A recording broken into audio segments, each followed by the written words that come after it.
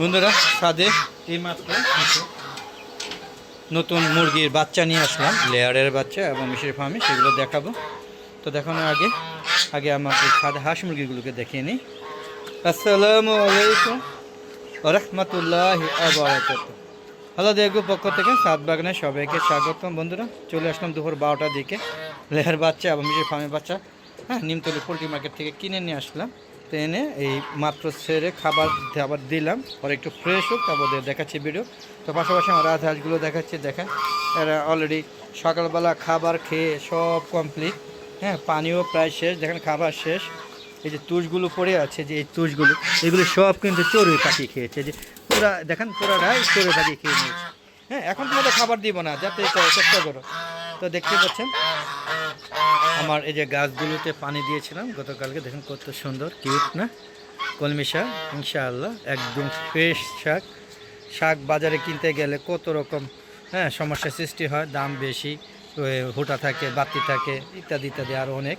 তো একদম ফ্রেশ তুলে খাওয়াটা যে স্বাদ কত, সেটা আপনারাও বুঝেন। আর আপনারা সবাই ছাদ বাগান করবেন। ছাদে আমার মতে যে ওয়াল ব্যবহার করতে হবে সেটা দরকার নাই, আপনারা আপনাদের মতো সুন্দর মতো ছাদ বাগান করবেন। যেমন আমার পুরো ছাদে সব ধরনের গাছ একাধিক আছে। পাশাপাশি দেখেন কাঁঠাল গাছও ছাদে লাগাইছি, আবার আম গাছও লাগাইছি। কিউজাই আম দেখেন প্রতিদিন আম দেখায়, দেখেন কি বড় বড় হয়ে গিয়েছে, দেখতে দেখতে বেশ বড় হয়ে গিয়েছে। ওইখানেই খালি কয়টা না, আবার বলবেন শুধু এই করে দেখাচ্ছে, পুরো গাছ জুড়ে আছে। প্রত্যেকটা গাছ জুড়ে এরকম ঝুলছে।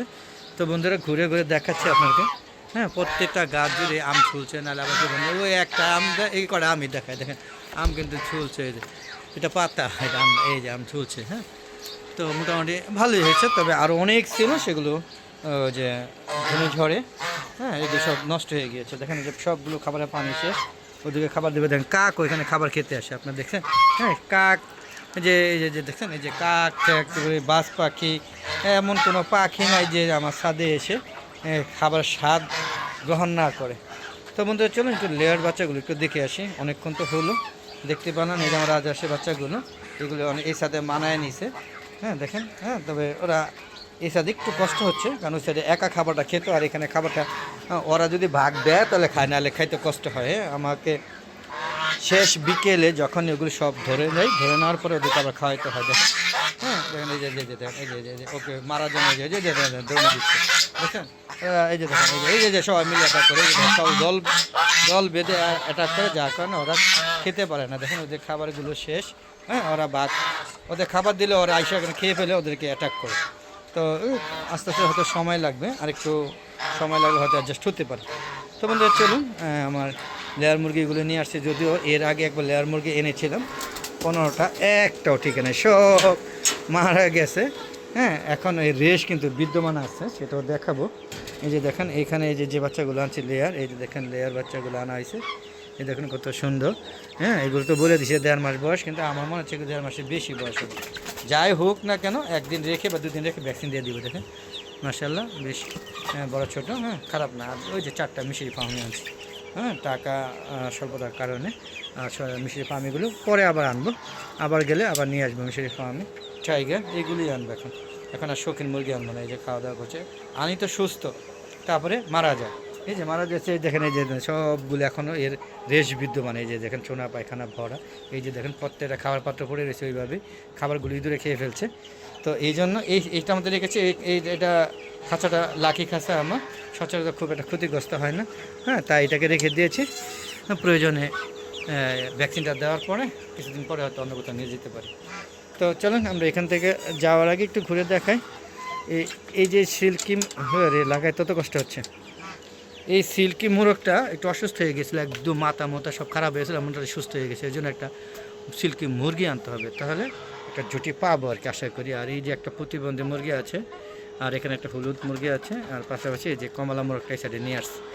তো বন্ধু চলেন এখান থেকে বেরিয়ে যায়। আর কবুতরগুলো আজকে দেখাইলাম না, কারণ এই দেখুন কবুতরে একটা, এই 3টা, আর আরেকটা এদিকে কইদিনে আছে, এই যে একটা 4টা, আর ওই 2টা মনে হয়তো উড়ে, ওইটা তো হুমা, এটা একটু উড়ন বাস কবুতর আর কি। তো বন্ধুরা কেমন লাগলো কন করে জানাবেন বন্ধুরা।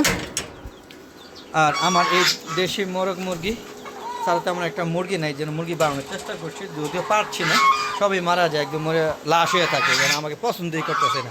এই 25-26 দুটা বছর ধরে। তো বন্ধুরা এই ছিল আজকে হাঁস মুরগি কর্মযজ্ঞ। তো দেখেন সব প্লেট খালি হয়ে রয়েছে, পানি খালি রয়েছে, এখন খাবার দিব না। ওই যে যখন 1টা বাজবে খাবার দিব, আবার 1টা বাজে 4টা বাজে দিব, 4টা বাজে আবার 6টা বাজে একটু খাবার দিই, হ্যাঁ 1টা আবার 3টা বাজে, 2 ঘন্টা পর বা 2.5 ঘন্টা পর খাবার দেওয়া হয় আর কি। তো বন্ধুরা আমার একটা ফেসবুক পেজ আছে মিজান এগ্রো বিডি, ফেসবুক পেজটাকে প্রথমে ফলো দিয়ে সম্পূর্ণ ভিডিওগুলো দেখবেন, সুন্দর সুন্দর মতামত দিবেন, তারপরে ভালো লাগলে শেয়ার করে আপনাদের বন্ধুদের মাঝে সেগুলো শেয়ার করে দেবেন যেন সবাই দেখে ছাদ বাগানের প্রতি উদ্বুদ্ধ হয়। পাশাপাশি ইউটিউব চ্যানেলের ভিডিওগুলো ও ফেসবুক পেজের ভিডিওগুলো সন্ধ্যা 6টার পরে আপলোড করে থাকে, আর পাশাপাশি ইউটিউব চ্যানেলের ভিডিওগুলো 3টা-4টার পরে আপলোড করে থাকি, এবং প্রত্যেকটা ভিডিও আপনারা সুন্দরভাবে দেখবেন এবং ভালো ভালো রেসপন্স করবেন এবং সম্পূর্ণ ভিডিও দেখে সুন্দর সুন্দর কমেন্ট করবেন। সেই কমেন্টের প্রত্যেকটা কমেন্ট মনোযোগ সহকারে পড়ে আমরা উত্তর দিয়ে থাকি। কেউ বলতে পারবেন না যে আপনি কমেন্ট করার পর আমি উত্তর দিই না। আর বন্ধুরা অবশ্যই চ্যানেলকে সাবস্ক্রাইব করে পাশে বেল আইকনটা ক্লিক করে দিবেন, তাহলে এরকম মজার মজার ভিডিও আপনারা নির্দ্বিধায় 4টা পরে উপভোগ করতে পারেন। আর আমি উৎসাহিত হব যদি সাবস্ক্রাইব করে এবং আমার ভিউগুলো বাড়ে, তাহলে আরও সুন্দর সুন্দর মজার মজার ভিডিও দিতে। আর আপনার যে ধরনের ভিডিও আর কী ধরনের ভিডিও চান সেটি কমেন্ট বক্সে লিখে পাঠাবেন। তো বন্ধুরা আজ আর নয়, চলে যাবো, যাওয়ার আগে সবার সুস্বাস্থ্যতা কামনা করে আমি আমার ভিডিও শেষ করছি। ভালো থাকবেন, সুস্থ থাকবেন, নিরাপদে থাকবেন। আসসালামু আলাইকুম ওয়া রাহমাতুল্লাহি ওয়া বারাকাতুহু। বন্ধুরা আবার দেখা হবে, ততক্ষণে বিদায়, খোদা হাফেজ।